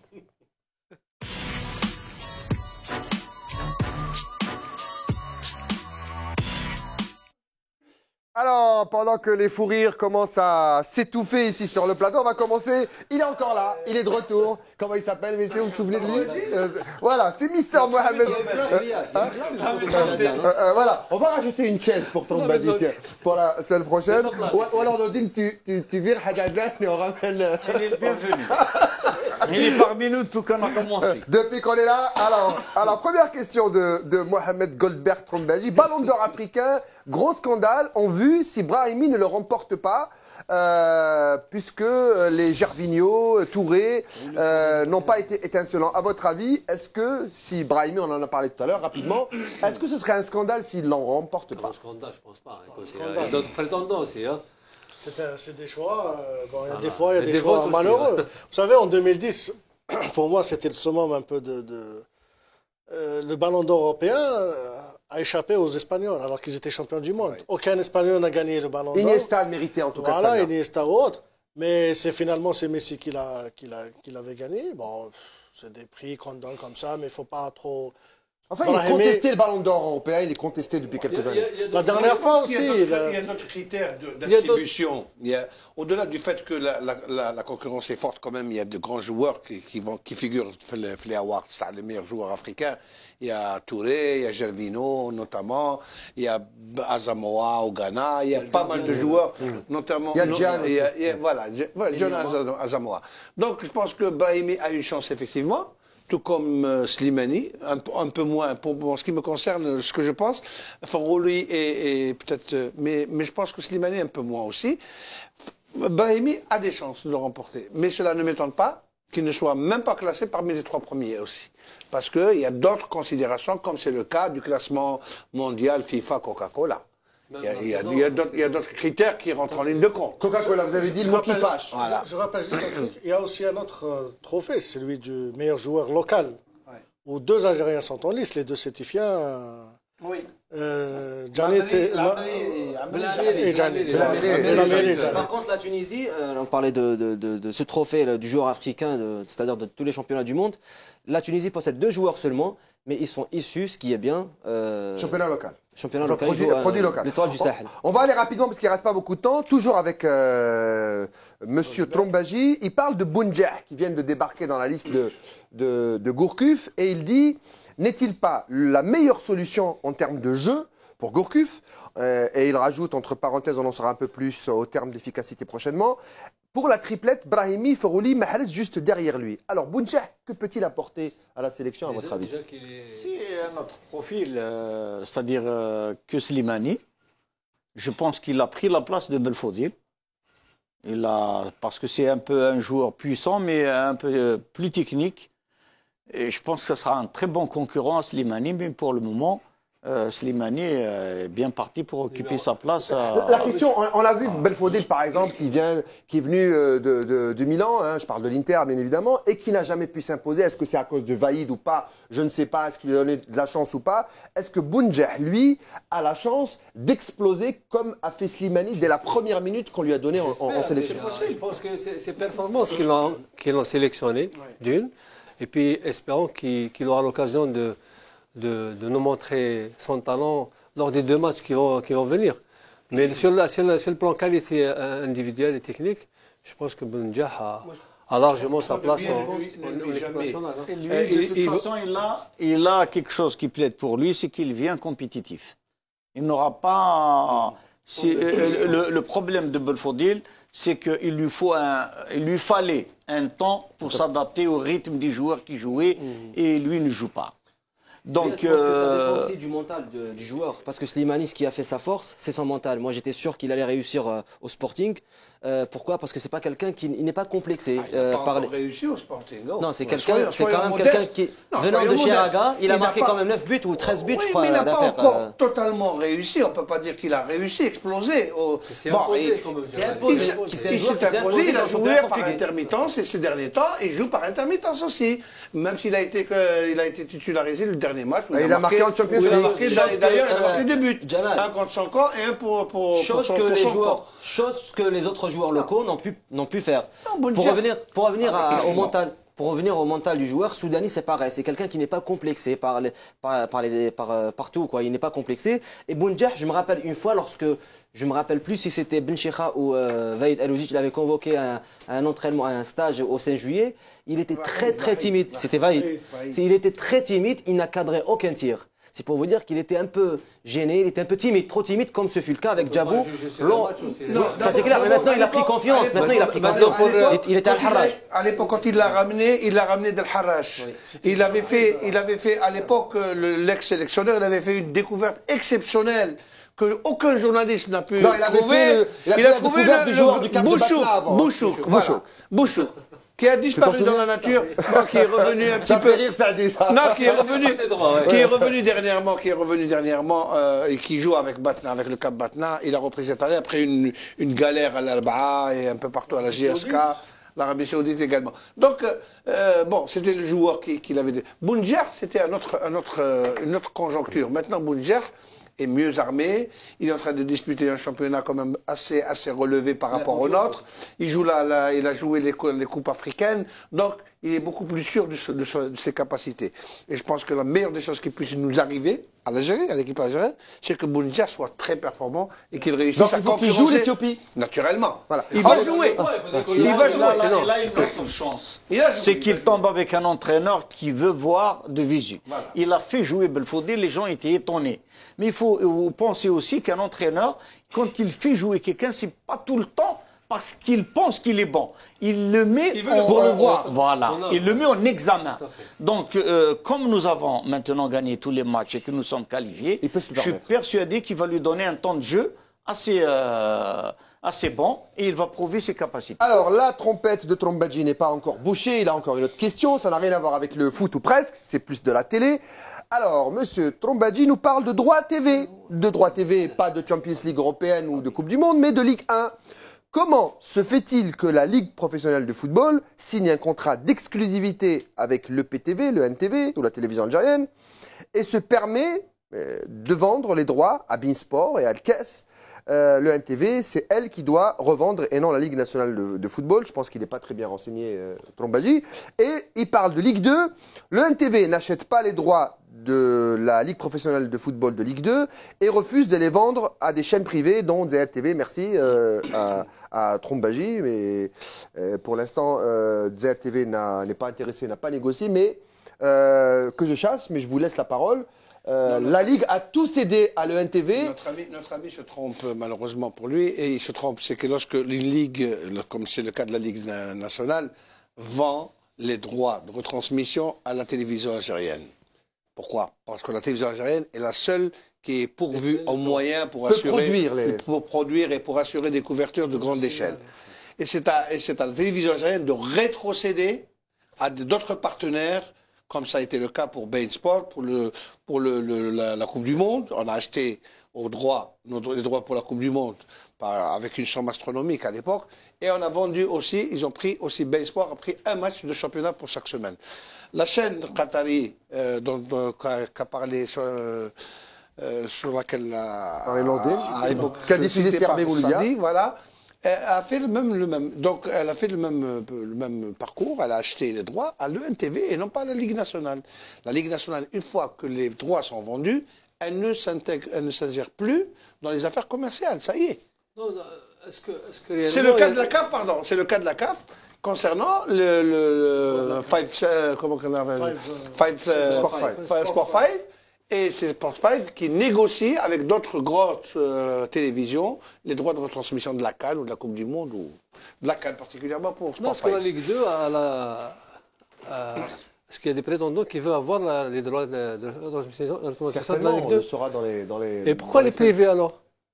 Je pense que la Ligue 2 aussi, il faudrait qu'elle soit au devant de la scène. En fait, la question des chaînes privées sont les moyens pour assurer la couverture. Pas seulement les moyens, messieurs. Est-ce que la Ligue 2 est suffisamment... Est-ce que c'est un produit suffisamment porteur pour que une chaîne de télé puisse faire les frais d'acheter des matchs et pouvoir les amortir? C'est ça la vraie question. Ah, mais ça c'est le marché. Ça le risque zéro n'existe pas.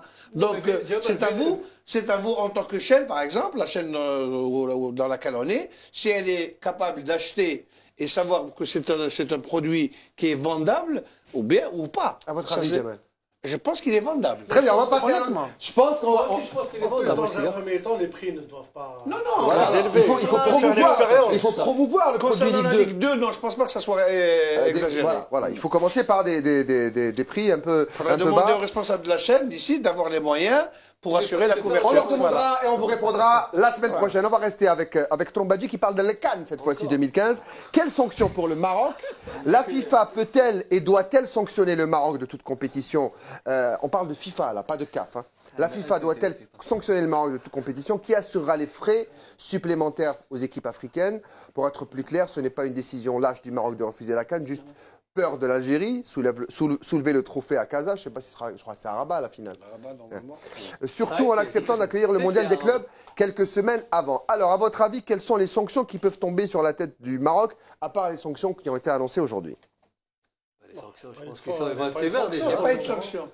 Pour le moment, c'est disqualifié. C'est tout à fait normal. Mais il y aura une sanction aussi. Oui, dans le communiqué, c'est-à-dire la CAF ne le cache pas. Quand on lit le communiqué jusqu'au bout, et on comprend qu'il y aura des... Sherman, on parle de combien?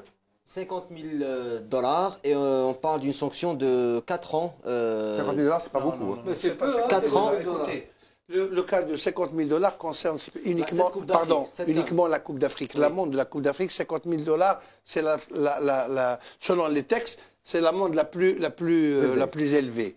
Maintenant, le Maroc doit, et ça va être tranché par les tribunaux, On va évaluer les pertes. Ils vont évaluer les pertes de chaque formation, chaque sélection. C'est dans le cadre de l'annulation. Non, justement. La CAF va plaider pour ça, et ça va être les autorités marocaines auraient pris de bons avocats, paraît-il, pour essayer de gagner et diminuer. Qu'est-ce qu'ils vont défendre? Non, ils vont défendre le fait que c'est pas un retrait, c'est un report. Ils vont jouer là-dessus. Ils veulent jouer là-dessus pour diminuer des sanctions. La sanction. Mais, pardon, mais ce que je veux dire, Les sanctions sont connues. Je pense qu'il va y avoir au minimum 2 éditions. Et la FIFA pourrait, sur le plan sportif, moi je ne parle pas des dommages sur le plan économique, ce que doit rembourser le Maroc aux différentes sélections ou à la CAF. Il va y avoir des sanctions. Donc la FIFA pourrait suivre les sanctions qui ont été proposées par la CAF. Donc, on est obligé, oui, au niveau des clubs. On est obligé de poursuivre. La Coupe du Monde 2026, elle intéresse le Maroc et apparemment. C'est dans ce rapide. cas-là. Mais pourquoi ne pas commencer avec la Coupe du Monde des clubs qui va. Je pense qu'ils ne veulent pas. Les sanctions viennent après. Alors, on va continuer avec Abdou Madrid Amzian qui, lui, nous demande. Notre Kabyle de Madrid, voilà, notre Kabyle d'Espagne, qui dit la guerre dans les vestiaires de la JSK. Alors, on va nous montrer cette question. Carouf et Hemend contre Ciccolini, Rial. Hamenad. Alors voilà. Il paraît que c'est faux, cette affaire. Alors, est-ce qu'il y a eu une guerre dans les vestiaires? On a reçu Ciccolini il y a quelques jours dans notre plateau qui dit il n'y a pas de guerre, je suis pas venu pour couper les têtes et je m'entends avec tout le monde et j'ai de problème avec personne. Qu'est-ce qui se passe dans les vestiaires de la JSK? Il n'y a pas de guerre. Il a dit je ne comprenais rien. Voilà, il a dit que j'ai pas compris. Qu'est-ce qu'il est en train de dire? C'est quand même une différence. Du Kabyle et là. S'il y avait Chico, peut-être qu'il nous aurait expliqué. Mais Ciccolini, il ne comprend plus rien. Alors, je t'ai parlé la naissance de la violence, elle a plusieurs origines. L'une d'elles, c'est ça. C'est une fausse information. Non, c'est pas une fausse information. Comment ça, c'est pas une fausse? Je suis désolé, Nordekhoya. C'est pas une fausse information. Il y a eu de très choses au niveau du vestiaire de la JSK. Mais les gens n'ont jamais demandé de se séparer. On va poser la question. Les gens qui étaient présents là-bas sont témoins. Il y a eu des échanges verbaux très forts. C'était entre les joueurs. Il y a des joueurs qui ont dit des choses qu'il ne fallait pas sur le nouvel entraîneur, qui ont contesté la méthode de l'entraîneur. D'autres, Rial a pris sa responsabilité. Il a mis ses joueurs devant leurs responsabilités. Il a défendu l'entraîneur. Il a défendu la JSK.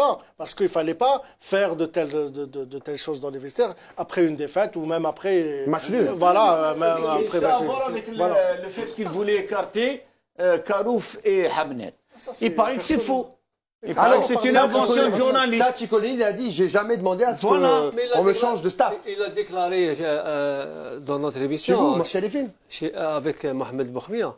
Non, ce qui s'est passé au vestiaire, c'est vrai qu'après ce échec, il y a toujours des... C'est chaud dans le vestiaire. Voilà, il y a toujours des trucs qui se passent. Hein, il y avait un journaliste dedans. Ça se passe comme ça dans tous les clubs. C'est vrai que Rial, il a intervenu en tant que capitaine. Mais apparemment... C'est pas c'est des trucs vraiment on parle de guerre, non, il n'y a pas eu de guerre, il y a eu des échanges. Non, notre ami Abdou qui pose une question. Abdou Mzian, il parle peut-être, il ne s'est pas bien exprimé, il parle de clan, peut-être dans le vestiaire de la JSK. Chose qui aurait avoir. Qui c'est Abdou Mzian? C'est notre ami de Facebook qui lui pose la question. Mais écoutez, moi j'ai demandé. Comment se fait-il qu'un entraîneur qui arrive même pas une semaine, il demande à limoger ses 2 adjoints? On m'a dit que c'est une histoire. Mais c'est pas arrivé ça. Inventée par un journaliste. C'est la fin. C'est la fin. C'était dans les journaux, pas le tien. C'est pas ton journal. C'est pas ton journal. Sois tranquille. On va passer à la prochaine. Toujours Trombaji qui revient et qui parle du Mouloudia cette fois-ci. Confirmation, pour lui en tout cas Trombaji. Charef n'a pas la carrure pour driver un grand club. Ne doit-on pas se remettre en question? Pourquoi l'autocritique et la remise en question est une grosse qualité pour un manager? Charef a été à l'USMA, il a gagné le doublé. Charef, maintenant, je pense qu'il faut parler du passé maintenant. Hein. Charef, il a été remercié ou il a démissionné, parce que là aussi, le communiqué du Mouloudia parle de remercier hier, un communiqué qui a été adressé à l'APS, et en fait, il aurait démissionné. Remercier, c'est virer entre parenthèses. Oui, remercier et démissionner. Peut-être qu'on lui a donné, on lui a ouvert une grande porte. Et justement, peut-être qu'on lui aurait ouvert une grande porte pour démissionner. Je ne sais pas comment ça s'est passé au juste. En tous les cas, entre ce qu'on a déclaré et ce qu'on a écrit, c'est totalement différent. Maintenant, le Mouloudia, si elle mérite notre entraîneur, elle doit avoir un autre entraîneur. le plus grand possible. Il y a des noms? Dans le sens... Ils vont avoir notre entraîneur. Non, quand j'ai dit le plus grand, c'est-à-dire qu'un grand club doit avoir un grand entraîneur à la hauteur des aspirations de ce club. Moi, je dis un grand entraîneur qui peut supporter la furia quand il n'y a pas beaucoup de résultats. Parce que c'est un club compliqué, difficile, où il y a une énorme pression. C'est pas uniquement le club. C'est au dirigeant de supporter. C'est ce que... Comment on peut juger un entraîneur? Comment on peut juger un entraîneur? C'est pas possible. Qui est tout le temps mal posé. Il n'y a pas d'entraîneur en Algérie qui ne puisse pas supporter la pression. Sauf un malade. C'est pas son métier. Il n'y en a pas. C'est l'entraîneur. Écoutez, je vous donne l'exemple de Charef. N'oubliez pas que l'année dernière, il a débuté sa saison avec 4 défaites. Il a terminé second. Tout simplement parce que son président a su s'imposer, ne pas écouter, et il a fait. Moi, le seul reproche que je peux faire à Charef, je le dis et je le redis. L'année dernière, j'avais dit une chose, je suis jaloux de 2 entraîneurs, M. Ali Zozic et M. Charef.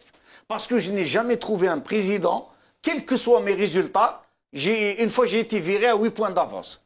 Donc, ceux-là ont trouvé des présidents qui sont voués corps et âme aux compétences de cet entraîneur. Il fallait rester tranquille. El Harachi continue sa vie d'entraîneur. C'est foutu pour El Harachi, il est premier avec El Harachi. Oui, bien sûr que c'est foutu. Alors, on va continuer, je suis obligé. On va passer à l'autre question, celle de Julio Lazar, sympa comme pseudo aussi. Et moi, j'aime bien sa question. Alors, c'est l'hiver. Vous le savez tous, c'est l'hiver.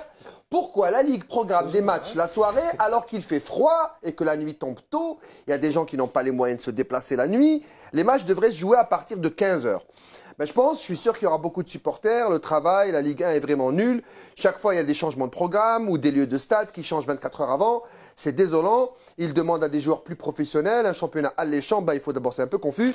D'abord, les responsables de la Ligue soient à la hauteur et faire le travail. Ils parlent en gros de programmation. Ils demandent à ce qu'on recule un petit peu les horaires des matchs pour qu'on puisse se déplacer, pour qu'il y ait du spectacle et qu'on ne change pas à 2 ou 3 jours la vie des journalistes, parce qu'on va être contradictoire. Allez-y. D'abord, moi je parle de la notion de spectacle. Vous avez parlé de spectacle. Oui. Un spectacle, c'est lorsqu'on part, pour un spectacle, c'est généralement le soir.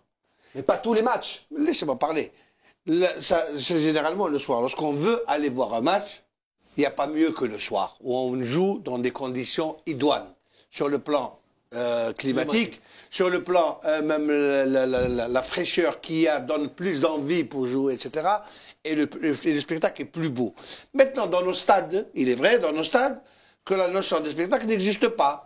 Parce que tout simplement, les conditions de ce stade ne cadrent pas avec le mot spectacle d'abord. Ne cadrent pas du tout. Maintenant, il y a certains matchs qui ont débuté à 15 h, il y a d'autres qui ont débuté à 16 h. L'USMA a débuté à 19 h. Jusqu'à 21 h, les gens ne se sont pas plaints. Honnêtement, ils ne se sont pas plaints. Le match s'est déroulé le plus normalement du monde. Il n'y a eu ni échauffourée, ni agression, ni rien du tout.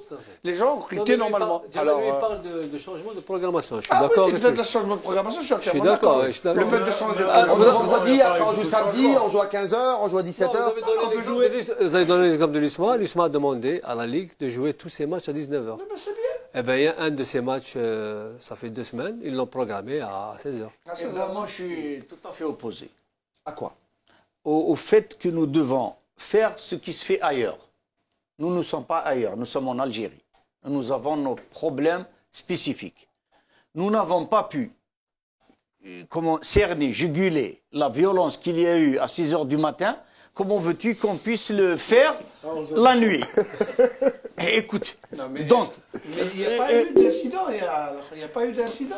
Il n'y a pas d'incident le soir. Écoutez, c'est la presse, c'est la fin, messieurs. Paradoxalement, il n'y a pas d'incident. Il faudra un carton rouge pour la prochaine fois. Il nous reste, alors, Ranou Safir et Trombaji se bagarrent sur Facebook parce que on va voir les 3 dernières questions. Mahdi va nous les montrer très rapidement. La presse fanatique et son incitation à la violence. Oula, ça c'est fort. À la violence dans les stades. Trombaji qui répond, elle passera pas ta question, Ranou, faut pas critiquer le buteur et compétition. Et moi je lis tout, hein, parce qu'on passe tout sur FaceFoot. Et Ranou qui rajoute, dommage, donc c'est un autre thème à proposer, les sujets tabous dans la presse sportive. En tout cas celui-là, il n'est pas tabou. Est-ce que la presse est fanatique et elle incite à la violence, messieurs? Donc il s'est dit, et tu vas répondre, Jaffer Habib. Alors, est-ce que la presse incite à la violence? Pas la presse en général. Certains journalistes qui ne savent faire que ça. Ah, il est prudent, là. Ben oui, non, c'est pas vrai.